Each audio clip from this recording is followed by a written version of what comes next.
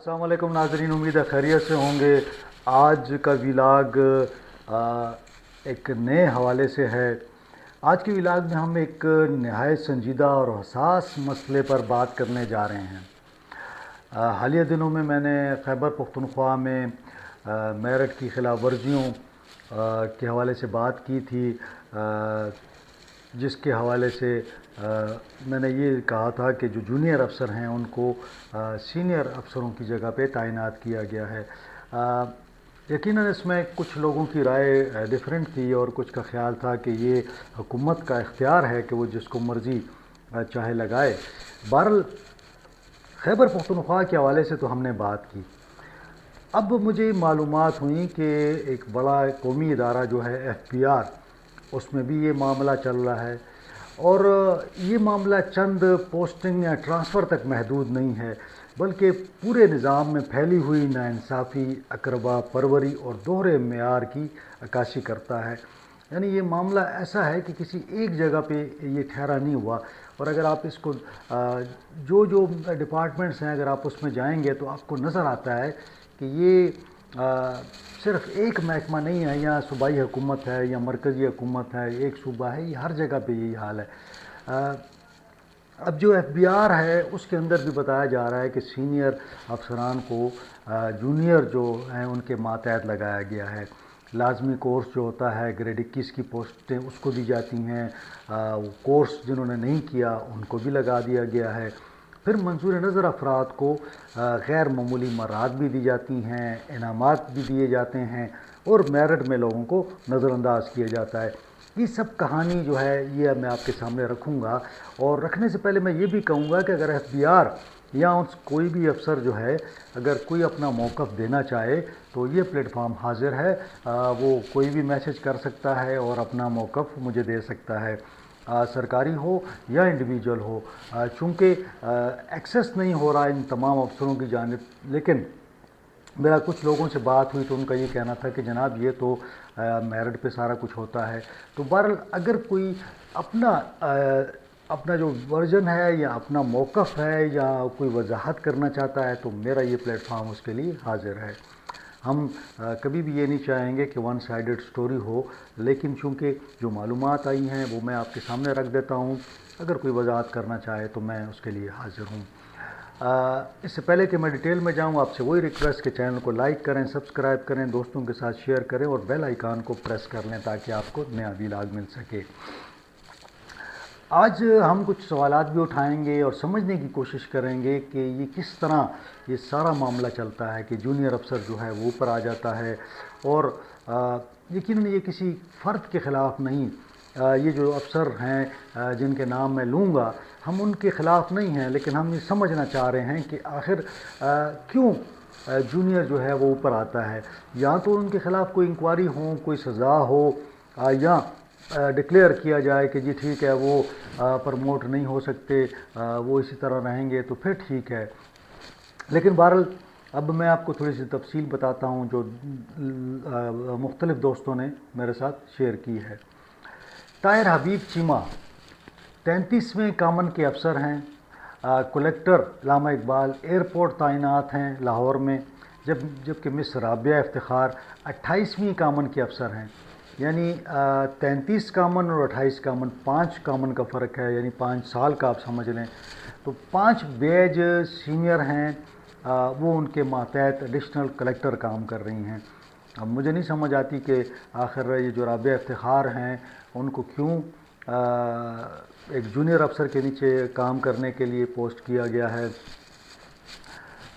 बादशाह कहते हैं चाहे ताहिर चीमा की जगह इस बैच की साइमा अयाज को कलेक्टर लगाया गया, मगर राबिया इफ्तिखार बदस्तूर उनके मातहत जो हैं एडिशनल कलेक्टर हैं। यानी पहले ताहिर हबीब साहब थे, फिर जो है ताहिर हबीब की जगह साइमा अयाज को कलेक्टर लगाया गया। ये एक सिर्फ मिसाल है। इसी तरह सनाला अबड़ों के बारे में बताया जाता है कि 26वें कामन के अफसर हैं। DG वैल्यूएशन तैनात किया गया, जबकि अमजद रहमान जो हैं 25वें कामन के अफसर हैं जो उनके मातहत काम कर रहे हैं। और मज़े की बात है NMC मुकम्मल करने के बावजूद उनके मातहत डायरेक्टर के तौर पर काम कर रहे हैं। یعنی انہوں نے NMC بھی کیا ہوا ہے لیکن پھر ان کے نیچے کام کر رہے ہیں۔ عدنان اقبال سواتی کے بارے میں بتایا جاتا ہے کہ وہ یہ سارے کسٹمز کے افسر مجھے لگ رہے ہیں، سارے کسٹمز کے FBI میں جو تعینات ہیں۔ عدنان اقبال سواتی 29ویں کامن کے افسر ہیں، BNFBP-KP کے ڈائریکٹر ہیں، جبکہ سلیمان یعقوب 27ویں کامن کے افسر ہیں، ان کے ماتحت ایڈیشنل کلیکٹر ہیں۔ اب یہ 2 سال جونیئر ہیں اور وہ ان کے سینئر بن گئے ہیں۔ نوید الہی 28ویں کامن کے افسر کو چیف کلیکٹر لاہور تعینات کیا گیا، حالانکہ انہوں نے NMC جو کہ ضروری ہے مکمل نہیں کی۔ چیف کلیکٹر گریڈ 21 کی پوسٹ ہے، اس کے لیے گریڈ 21 لازمی تربیت مکمل ہونا ضروری ہے۔ اس وقت 26ویں کامن کے افسر NMC کر رہے ہیں، اس کے باوجود ایک بہت جونیئر کو یہ پوسٹ دی گئی ہے۔ اسی طرح بتایا جاتا ہے نوید الہی 28ویں کامن کے افسر کو چیف کلیکٹر لاہور تعینات کی، یہ اس کے حوالے سے تو میں نے میرا خیال آپ کو بتا دیا ہے۔ اچھا، پھر کہتے ہیں نوید الہی جو ہیں پہلے کلیکٹر اپریزمنٹ ایسٹ کراچی تھے اور اضافی چارج بھی ان کے پاس تھا، وہاں سے انہیں ڈائریکٹر کسٹم انٹیلیجنس اسلام آباد لگایا گیا، پھر 1 ماہ بعد چیف کلیکٹر اپریزمنٹ لاہور لگا دیا گیا۔ اب یہ 1 مہینے بعد جو آپ ٹرانسفر کرتے ہیں تو مجھے نہیں سمجھ آتی اس کا کیا کرائٹیریا ہے۔ بہرحال اب جناب کچھ اور معلومات بھی آپ کو میں دے دیتا ہوں جناب۔ اپریزمنٹ پشاور میں ایڈیشنل کلیکٹر کی پوسٹ نومبر 2024 سے خالی پڑی ہے۔ کلیکٹر اور چیف کلیکٹر نے FBR کو کئی خطوط لکھے مگر تاحال کوئی تعیناتی نہیں ہو سکی۔ کلیکٹر اپریزمنٹ کوہاٹ کی پوسٹ بھی 1 سال سے خالی ہے، اس کا اضافی چارج جو ہے کلیکٹر اپریزمنٹ پشاور کو دیا گیا ہے۔ ایڈیشنل کلیکٹر جو ہے انفورسمنٹ کی ایک پوسٹ بھی خالی پڑی ہوئی ہے، اور ایک افسر ہیں امانت خان، ایڈیشنل کلیکٹر انفورسمنٹ کے طور پر کام کر رہے ہیں۔ بتایا جا رہا ہے کہ مبینہ طور پر وہ جونیئر ہیں۔ انہیں NNDA Peshawar custom enforcement school Peshawar کچھ عرصے تک additional director transit trade Peshawar کا اضافی چارج بھی دیا گیا۔ RRS سسٹم میں اب ایک اور جو سسٹم کے اندر کی خرابی کی بات، یہ بہت سارے افسر ہیں، میں نے وہ تھوڑا مختصر کر دیا ہے کیونکہ ظاہر ہے کہ اب پورا اس کو ہم کسٹمز کو نام نہیں دے سکتے۔ اچھا، پھر اس کے اندر ایک اور سسٹم ہے کہ جو ان کی ریٹنگ ہوتی ہے، اس ریٹنگ کا کمال یہ ہے کہ یہ ریٹنگ کے لیے دوسرے افسروں کو دے دی جاتی ہے، یعنی اگر میری ریٹنگ ہے تو 40 افسروں کو بھیج دیے میرے نام، تو وہ میری ریٹنگ کریں گے۔ اب مزے کی بات یہ ہے کہ اگر وہ افسر مجھے جانتا بھی نہیں ہے، اور وہ افسر اگر مجھے جانتا ہے، اس کی میرے ساتھ انبن ہے، تو پھر تو میری 0 ہو گئی۔ اگر وہ مجھے جانتا نہیں تو مجھے کیسے ریٹنگ دے گا؟ تو عجیب سا ایک سسٹم بنایا ہوا ہے۔ اچھا، پھر اس کے اوپر ایک اور انہوں نے جو ہے نا اناملی کمیٹی بنا دی ہوئی ہے، یعنی اگر وہاں سے آ بھی جائے نا، تو اگر ممبر کسٹمز ہے، ممبر IR ہے، ممبر ایڈمن ہیں، یہ اوپر اس کمیٹی کے ممبر ہیں، تو اگر کسی کو چینج کرنا ہو تو ان کی مرضی ہے چینج بھی کر دیں، تو پھر وہ جو ریٹنگ کا سسٹم ہے اس کی ضرورت کیا ہے؟ تو یہ الگ سے ایک اس کے اندر ایشو چل رہا ہے۔ کئی لوگوں کو انعام کے لیے ڈالا گیا، ان کو جو ہے اوپر جو کمیٹی ہے اناملی کمیٹی وہ نکال دیتی ہے، ان کی پسند ناپسند ہے۔ تو بھئی اگر آپ نے نکالنا ہے تو پھر فائدہ کیا ہوا اس کا؟ وہ تو اگر اس طرح ہونا چاہیے کہ کسی کے خلاف کوئی شکایت آئے تو وہ آپ اس کو دیکھ لیں، لیکن وہ جب آتی ہے اور آپ چینجز کر دیتے ہیں تو پھر تو فائدہ کوئی نہیں ہوا۔ اچھا، پھر اب یہ سارا ایک سلسلہ، مطلب اگر آپ دیکھیں تو آپ نے کہا کہ جناب اس کو انعام دینا ہے، آپ کی مرضی ہے، پسند ناپسند ہے، کوئی یہاں تو ہونا کہ بھئی آپ کہتے ہیں کہ جی اس بندے نے یہ ٹارگٹ اچیو کیا ہے، اس کو انعام دے دیں، تو پھر بھی ٹھیک ہے۔ آپ کہتے ہیں نہیں، یہ ریٹنگ جو ہے 40 یا 20 افسر جو ہیں اس کو A دیں گے تو ہم اس کو انعام دے دیں گے، اور بتایا جاتا ہے کہ کچھ لوگوں کو اتنے زیادہ انعام دیے ہیں، اس کی تفصیل ہے لیکن میں تھوڑا سا آپ کو جنرلی بتا دیتا ہوں۔ اب جو جونیئر افسر ہیں، یعنی ان کو آپ اوپر بٹھا دیں اور پھر آپ کہیں کہ جناب اس طرح تو جناب 24 تنخواہیں جو ہے نا اس کے برابر انعامات دیے جاتے ہیں۔ اندازہ لگائیں، 2 سال کی تنخواہ آپ کو انعام میں مل جاتی ہے، تو اتنی تو آپ کی سروس نہیں ہو اور آپ کو انعام مل جائے، جس کی اب مثال کے طور پر 1 سال سروس ہو، اس کو 2 سال انعام مل جائے تو مزے ہو گئے نا اس کے۔ تو یہ میرا خیال میں کہ اس طرح نہیں ہونا چاہیے۔ میرا خیال ہے کہ اس کو تھوڑا سا، یہ مجھے مشکوک سا لگتا ہے یہ سارا معاملہ، کہ اتنا بڑا انعام آپ دے رہے ہیں اور ایک افسر ہو جس کو کوئی جانتا ہی نہ ہو، وہ کیسے یا تو انعام لے سکتا ہے۔